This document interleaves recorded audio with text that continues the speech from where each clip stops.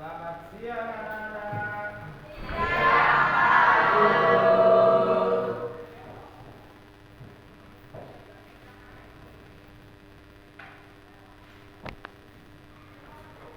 Sebelumnya, Assalamualaikum warahmatullahi wabarakatuh.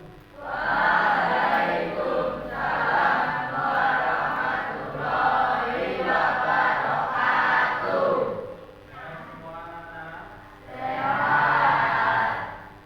Alhamdulillah, itu adalah sebuah nikmat yang sangat luar biasa yang diberikan kepada kita semua dari Allah berupa nikmat sehat.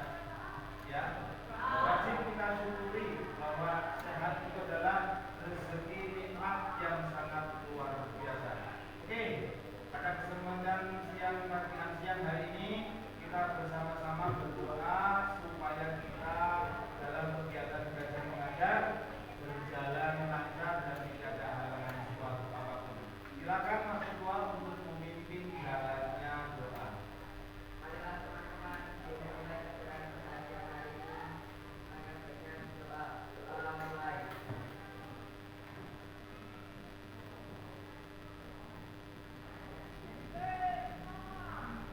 Doa selesai. Alhamdulillahirrahmanirrahim. Semoga doa-doa kalian semua diterima dan dijabah oleh Allah Subhanahu wa Ta'ala. Amin. Nah, selanjutnya Pak Guru akan mengabsen dahulu sebelum kalian memulai pelajaran pada kesempatan siang hari ini.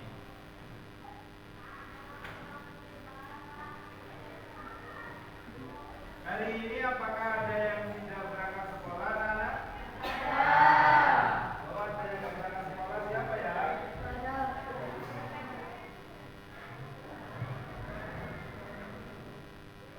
Siapa yang tidak berangkat?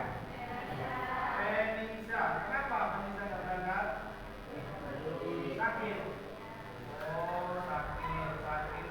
Ya, kita semua berdoa, kita mendoakan kepada Mbak Penisa ya. Semoga sakitnya segera diberi kesembuhan oleh Allah dan bisa segera bergabung ikut kegiatan belajar mengajar di SMP Ma'arif Pertempat dari ini. Yang lainnya, apakah ada yang sudah berangkat sekolah? Cuma Sakara ya? Yang lainnya berangkat ya? Oke, saya absen dulu sebentar. Renisa.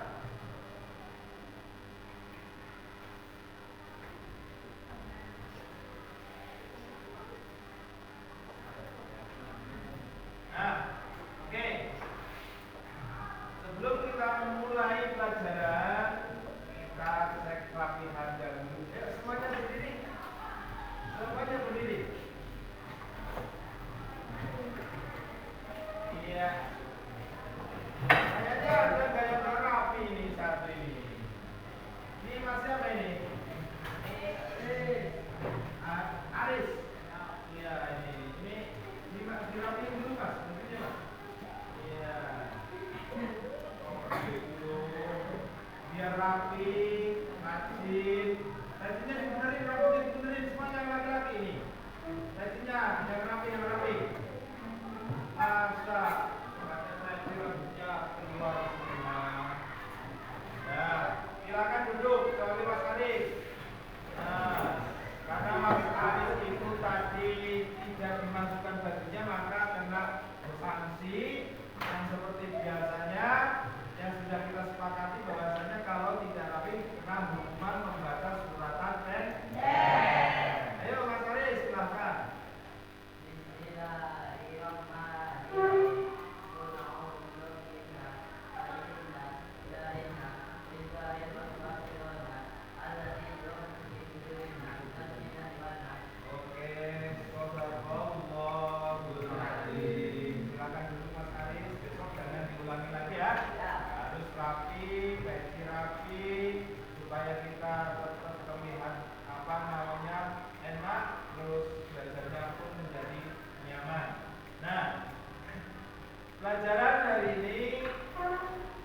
berkaitan dengan iman. Nah, kalian sudah dapat buku cetak semua kan anak-anak ya? Silakan dibuka buku cetaknya pada halaman 37.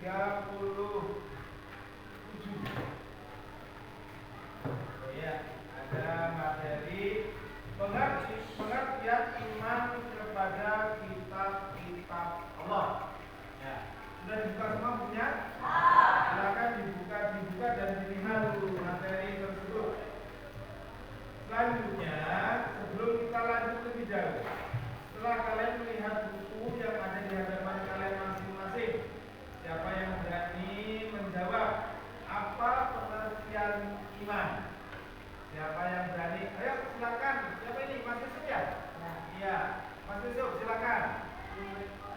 Membenarkan dengan hati, mengikrarkan dengan lisan, dan membuktikan dengan perbuatan bahwa kitab Allah asli diturunkan oleh Allah pada umatnya. Oke.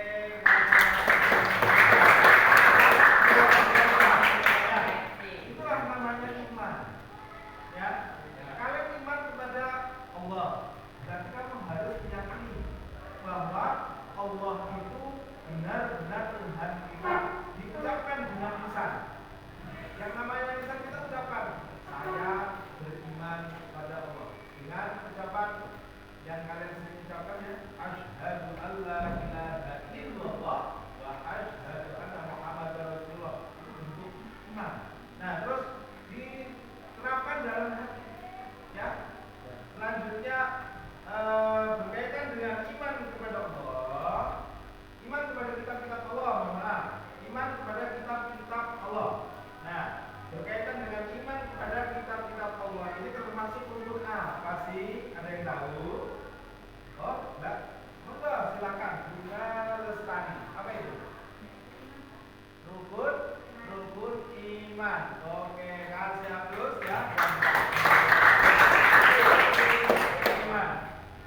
Rukun iman itu ada berapa? Ada yang tahu? Rukun iman. Ayo siapa? Yang berani ngatur? Oh, silakan. Ada 6. Oke, silakan duduk kembali. Kalau rukun iman memang ada 6. Kalau rukun Islam ada 5. Udah apa semua ya? Itu pelajaran anak SD dulu itu. SD kalian seharusnya udah hafal semua. Oke, kita karena waktunya sangat sedikit, kita langsung melihat video pembelajaran berkaitan dengan pengertian iman kepada kitab-kitab Allah. Kita buka dulu.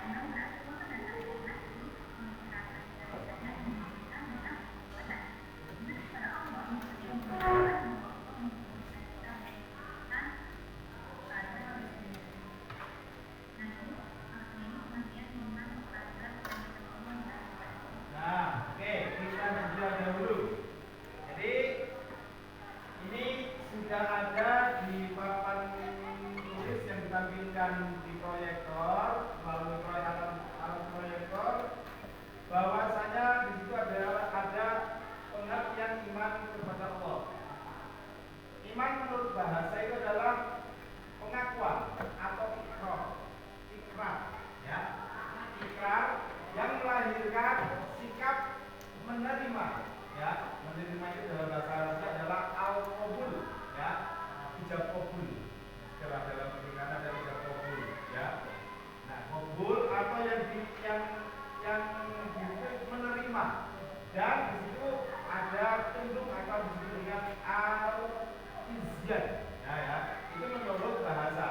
Kalau menurut istilah, iman itu adalah membenarkan dengan hati, mengikrarkan dengan lisan, dan membuktikan dengan perbuatan seperti apa yang tadi disampaikan oleh Mas Yusuf, ya. Terus iman kepada Allah Subhanahu wa taala maksudnya adalah membenarkan bahwa Allah Subhanahu wa taala mempunyai kitab-kitab yang akan diturunkan kepada para rasulnya. Nah, berkaitan dengan ini berkaitan dengan kitab-kitab rasul. Lanjut videonya dulu. Nah,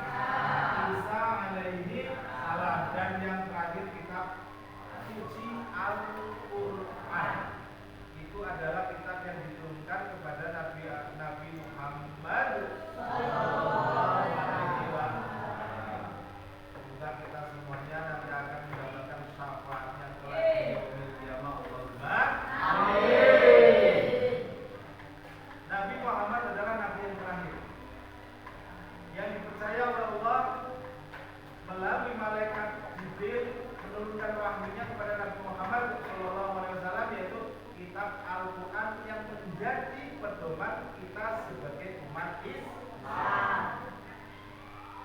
Siapa sih yang nggak tahu Al-Quran? Semuanya tahu Al-Quran kan? Itulah luar biasanya Al-Quran. Al-Quran itu adalah kitab suci. Jangan sampai kalian membawa kitab suci itu sembarangan. Nih, anggaplah ini adalah Al-Quran. Kamu jangan membawa Al-Quran seperti ini loh, Kak. Ya, ini nggak punya akhlak namanya.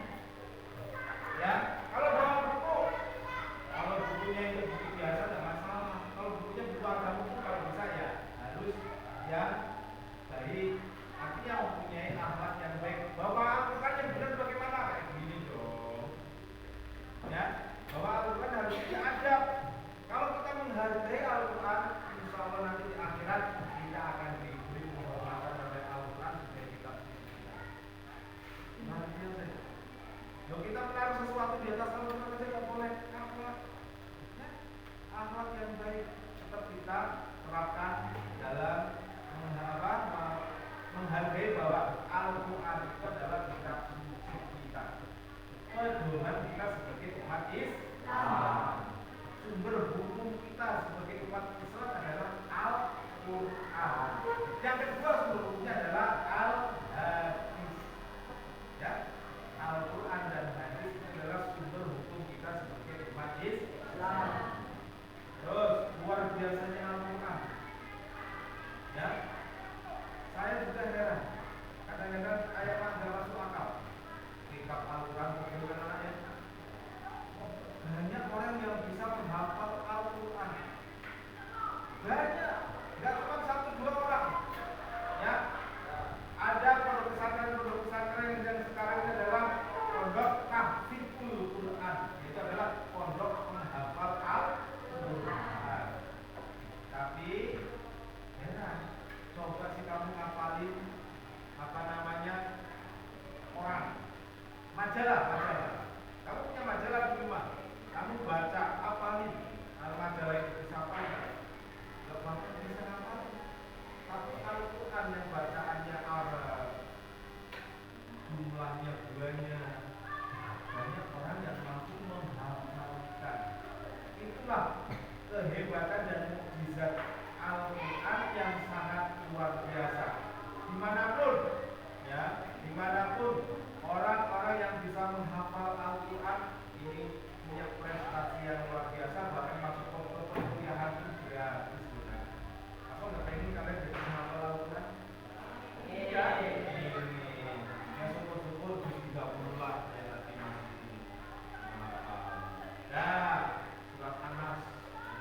Nah, selanjutnya selain kitab-kitab suci Al-Quran ada suku Musa dan Ibrahim. Ini adalah lembaran-lembaran yang diturunkan oleh Allah Subhanahu wa taala kepada Nabi Musa dan Nabi Ibrahim. Ini berupa lembaran-lembaran yang sudah hilang dan tidak diketahui lagi isinya. Nah, ini berkaitan dengan iman kepada kitab-kitab Allah, ya, beriman kepada kitab-kitab Allah yang kamu imani, ya, selain Al-Quran. Kalian sudah iman kepada Al-Quran, ya, bahwasanya percaya bahwa Al-Quran itu adalah kitab suci umat Islam. Kalian iman gak kepada kitab-kitab yang lain seperti Injil, Zabur, Taurat? Iman gak? Iman gak? Enggak. Loh, kok enggak? Ada yang iman, ada yang enggak. Nah ini, walaupun itu bukan kitab suci untuk umat Islam, ada Injil, Taurat, Zabur, itu adalah tetap adalah kitab yang diturunkan oleh Allah Subhanahu wa taala. Jadi kita harus tetap mengimani, ya.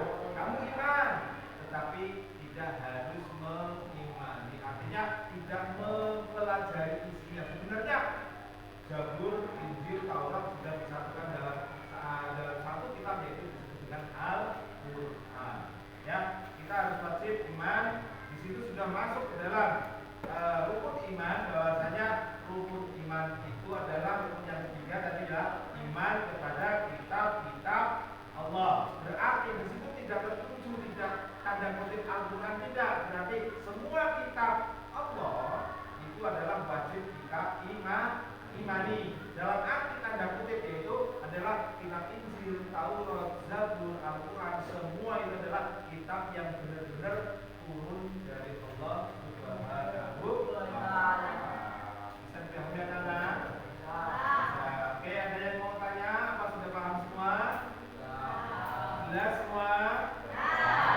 Berkaitan dengan iman kepada kitab-kitab Allah, itu tentunya kalian harus memahami betul yang namanya kitab itu adalah sumber hukum bagi umatnya. Kalian sebagai umat Islam berarti kamu adalah sumber hukumnya dari Al-Quran.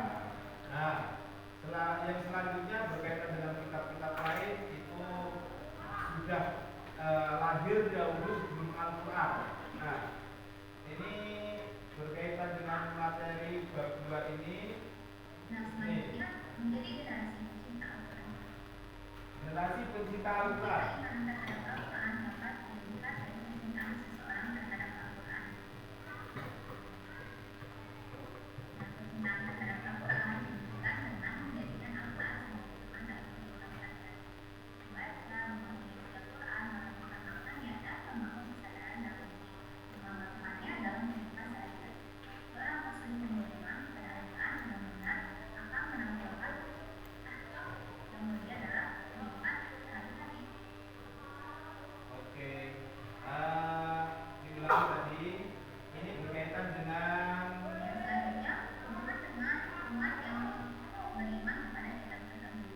Hubungan dengan agama muslim dibangun atas dasar kesadaran untuk saling menghargai dan menghormati. Meskipun kita punya perbedaan sehingga Islam juga dasarnya memiliki hukum yang sama. Ini hanya Nabi Al-Quran dan kitab-kitab yang sama. Namun perjalanan sejarah menyebabkan pemahaman dan praktik keagamaan yang berbeda, sehingga menghasilkan agama yang berbeda. Nah ini berkaitan dengan menjadi generasi pencinta Al-Quran. Sudah tadi ditampilkan bahwasanya Al-Quran itu harus kalian baca, harus kalian kaji, harus dijadikan teman dalam kehidupan sehari-hari, dipahami isinya dan diterapkan dalam kehidupan sehari-hari. Semua akhlak Nabi Muhammad sudah ada di dalam Al-Quran dan Al-Hadis. Nah, selanjutnya hubungan dengan umat yang beriman kepada kitab terdahulu, hubungan yang harmonis ini dibangun atas dasar kesadaran untuk saling menghargai dan menghormati. Kita hargai mereka yang yang lain agama, ya, yang di situ menganut agama Kristen, ada Hindu, ada Buddha, ya, ada Yahudi juga, ada Nasrani, ya, ini Nasrani ya, ya. Terus ini memiliki hubungan sejarah yang sama sebenarnya dulu, ya, yakni nabi-nabi yang sama dengan kitab-kitab suci yang sama, namun perjalanan sejarah yang menyebabkan, ya, yang menyebabkan pernah aman dan praktik keagamaannya yang berbeda, sehingga menghasilkan agama yang berbeda. Contohnya kita sebagai umat Islam beribadahnya di masjid, mereka ada yang beribadah di gereja, ada yang beribadah di pura dan lain sebagainya. Nah, ini adalah bentuk keharmonisan kita, ya, dengan kita tetap harus menghargai dengan agama-agama lain yang menganut agama lain, kita tetap harus menghargai, tidak boleh kita mengolok-olok mereka, tidak boleh, ya. Kita sebagai umat Islam, ya, kita beribadah sesuai dengan agama kita.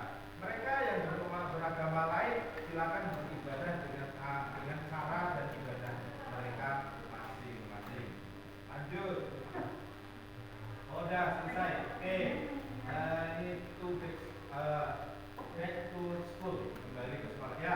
Selanjutnya paham semua anak ya berkaitan dengan iman kepada kitab-kitab Allah, menjadi generasi pencinta Al-Quran, dan hubungan antara kita sebagai umat Islam dengan umat-umat lain yang cara beribadahnya berbeda.